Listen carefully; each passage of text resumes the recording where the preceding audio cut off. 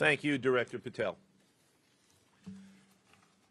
To be clear, we're announcing today indictments in two major cases, both involving fraud. One involves sports betting, and the other involves illegal gambling, very specifically rigged poker games. The first indictment involves 6 defendants who are alleged to have participated in one of the most brazen sports corruption schemes since online sports betting became widely legalized in the United States. This scheme is an insider sports betting conspiracy that exploited confidential information about National Basketball Association athletes and teams. The second indictment involves 31 defendants alleged to have participated in a nationwide scheme to rig illegal poker games. These defendants, which include former professional athletes, used high-tech cheating technology to steal millions of dollars from victims in underground poker games that were secretly fixed. The games in the New York area were backed by the Bonanno, Gambino, and Genovese crime families of La Cosa Nostra. While the cases are separate, there are 3 overlapping defendants charged in both cases: Damon Jones, Eric Ernest, and Shane Hennon. The indictments in these cases contain only allegations, and the defendants are presumed innocent until they are proven guilty in a court of law. But my message to the defendants who've been rounded up today is this: your winning streak has ended. Your luck has run out. Violating the law is a losing proposition, and you can bet on that. First, I would like to talk about United States versus Ernest, the NBA basketball gambling case. The defendants in this case are Eric Ernest, Marvez Farley, Shane Hennon, DeNiro Laster, Damon Jones, a former NBA player and coach, and Terry Rozier, a current NBA player. Other co-conspirators were previously charged for their roles in the scheme, including former NBA player Jontay Porter. Between December 2022 and March 2024, these defendants perpetrated a scheme to defraud by betting on inside, non-public information about NBA athletes and teams. The non-public information included when specific players would be sitting out future games, or when they would pull themselves out early for purported injuries or illnesses. They relied on corrupt individuals, including Jones and Rozier.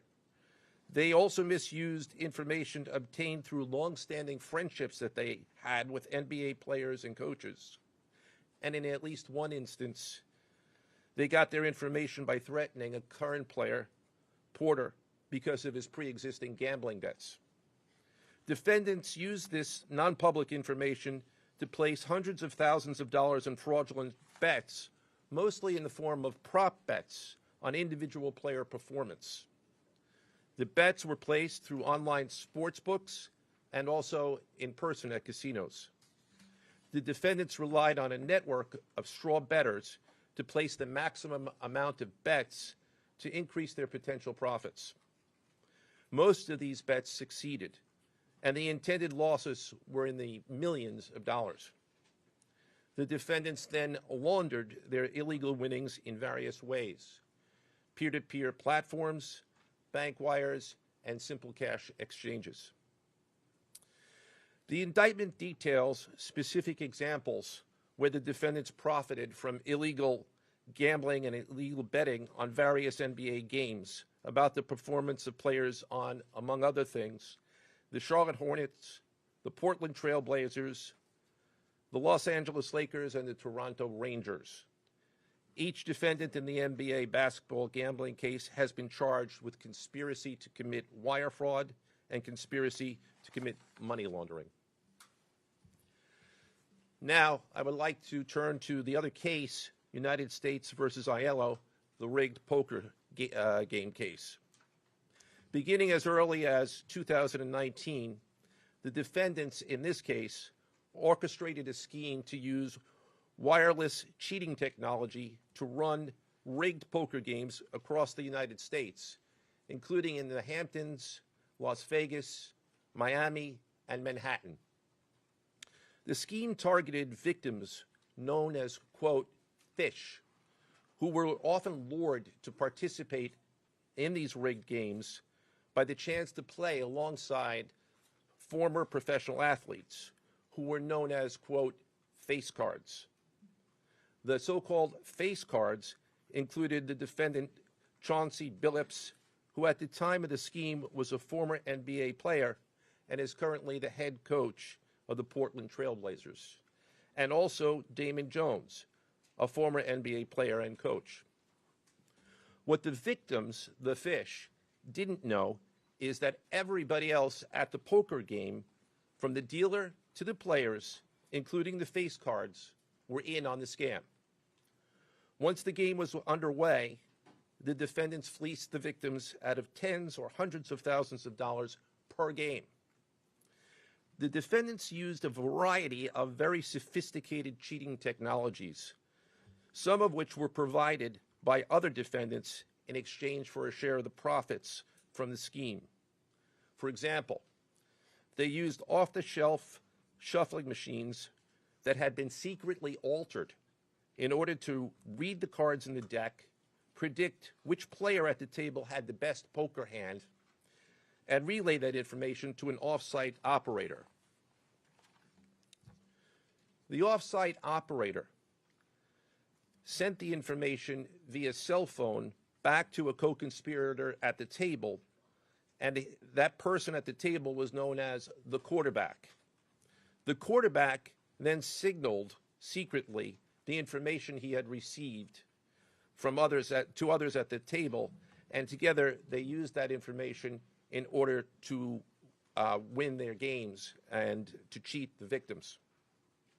Defendants used other cheating technologies such as poker chip tray analyzers, which is a poker chip tray that secretly reads cards using a hidden camera, special contact lenses or eyeglasses that could read pre-marked cards, and an X-ray table that could read cards face down on the table. What you see depicted on the screen right now is an example of the X-ray table that reveals the cards. Although they are face down on the table, they can be read because of the X-ray technology. The mafia, specifically members and associates of the Bonanno, Gambino, and Genovese organized crime families, had pre-existing control over non-rigged, illegal poker games around New York City. As a result, they also became involved in the rigged poker games, helping to organize the games and taking a cut of the proceedings, and working to enforce the collection of debts. The defendants laundered their proceeds, including through cash exchanges, the use of multiple shell companies, and through cryptocurrency transfers. As part of the scheme, some of the defendants and their co-conspirators also committed acts of violence, including the gunpoint robbery of a person in order to obtain a rigged shuffling machine, and extortions that were perpetrated against victims in order to ensure that they repaid their gambling debts. Defendants who participated in the rigged poker scheme are charged with wire fraud conspiracy. Other defendants have been charged with crimes including illegal gambling, money laundering, Hobbs Act robbery, and extortions.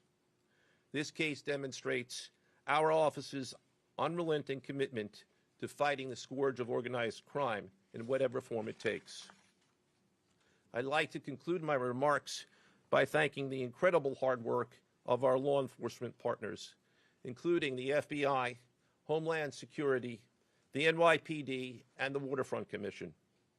I also want to thank the dedicated prosecutors who built these two cases and who are standing to my right: Benjamin Weintraub, David Bourbon, Caitlin Farrell, Michael Gibaldi, Irisa Chen, and Sean Sherman. They had the assistance of paralegal specialists Liam McNett, John Schneider, Marlene Bosler. Also deserving of our thanks because of their outstanding investigative work on the NBA case are FBI Special Agents Russell Lantier, Dominic Mariani, Amy Giarosa, Shane Wilkins, and Supervisory Special Agent Luke Hardison. On the rigged poker game scheme, outstanding work was performed by FBI Special Agents Thomas Cribbin, Jeff Boriola, Jonathan Corona, Alexander Silverman, Amy Campanaro, and Supervisory Special Agent Michael Malahy, as well as NYPD Task Officer James McCullough, and from Homeland Security, Supervisory Special Agent Charles Freund, and from the Waterfront Commission, Detective Paul Shimborski. Finally, I want to note that the investigations in both cases are ongoing, and we encourage anyone with information about either scheme to please contact the FBI.